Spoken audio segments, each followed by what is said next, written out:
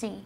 Yeah, I think another big highlight for me was I met the guy that created Papo and Yo, Vander Caballero, and I don't know. Do you guys know anything about this game? I do not. No. Papo and Yo. heard of It's kind of a puzzle platformer game, but it's all based on his experiences growing up with an alcoholic father.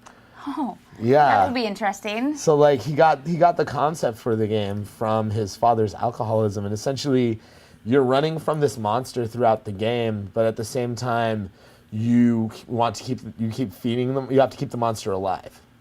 You don't kill anything. Are you like feeding him alcohol? Like what are you? No. Okay. Just like feeding him. Bourbon, gin. Yeah. So it's like, you have this like love-hate relationship with the monster going on, and That kind you of have to seems figure kind out of how to depressing. like get around. What?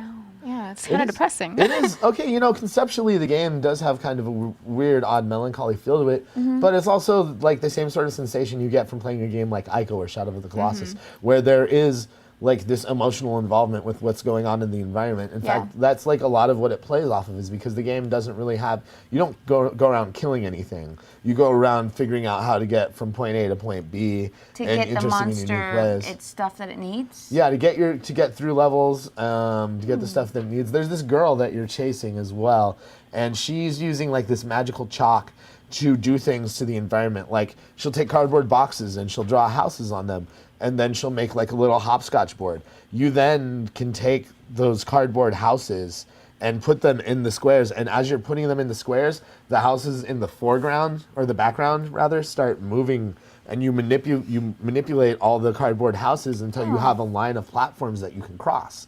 So there's all this very surreal and abstract stuff going on with the architecture of the game.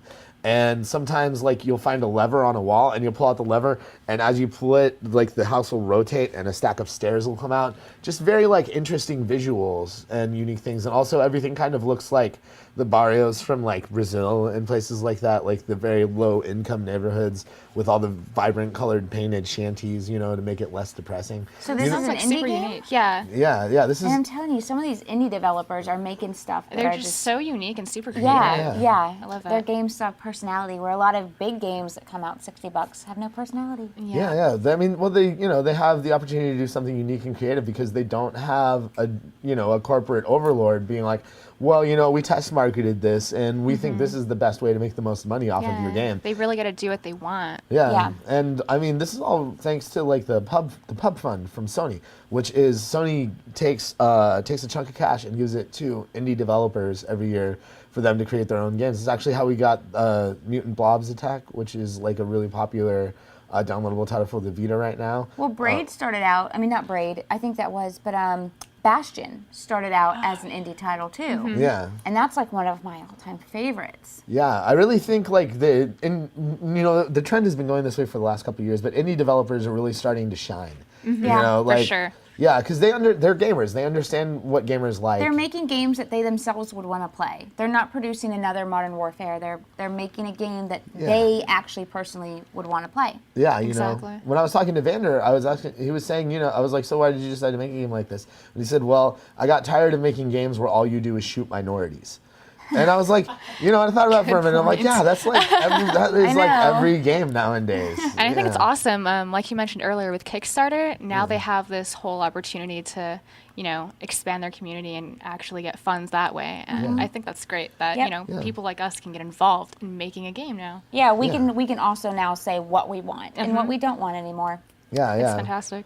Yeah, Alex Peak, this guy doing Code Hero, is a great example of the Kickstarter stuff. Yeah. Tim Schafer, like, holy crap, the thing about Tim Schafer though is he has like the video game celebrity clout in order to get like people to give him money, but the Code Hero team doesn't have that same stuff going on. So just the fact that they were able to like get attention from Reddit and like get people interested, shows that like there's an audience for this stuff and that they're willing to pay to have their games made. And I'm just saying, I'm gonna have to like stop by the offices and like stalk you guys because I am super intrigued by this game. So I'm excited about it myself. Yeah. So am I. You really want to check it out? Yeah, you want a trailer for Code Hero? Sweet. Yeah, let's do this. Let's check out Code Hero.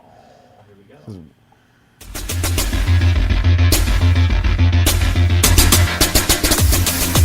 Hello, my name is Ada Lovelace. Your code gun allows you to reprogram the world of code. This is your code gun.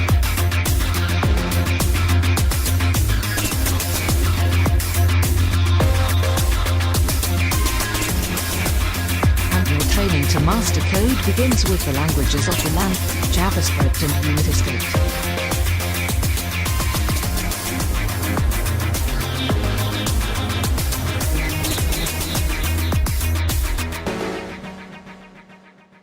This boss owns you.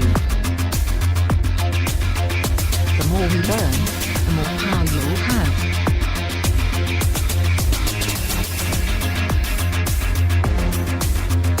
This is the world of Codex. So tired. Yeah. All right, and we are back. We were just having a lovely conversation about how tired we are. Yeah. Pay no mind. I need this green tea. Ew, what is that? It's green tea. It looks like piss. Yes, Yeah. exactly. That's not what green tea looks like. I hope it's what green tea looks like. Where'd you get it from? Outside? Outside? On the Was it street? already It open? was just on the street. Some homeless guy handed it to me, told me to have a good day. Like, Well, what can I say? I like drinking hobo urine, apparently. Whoop-de-doo.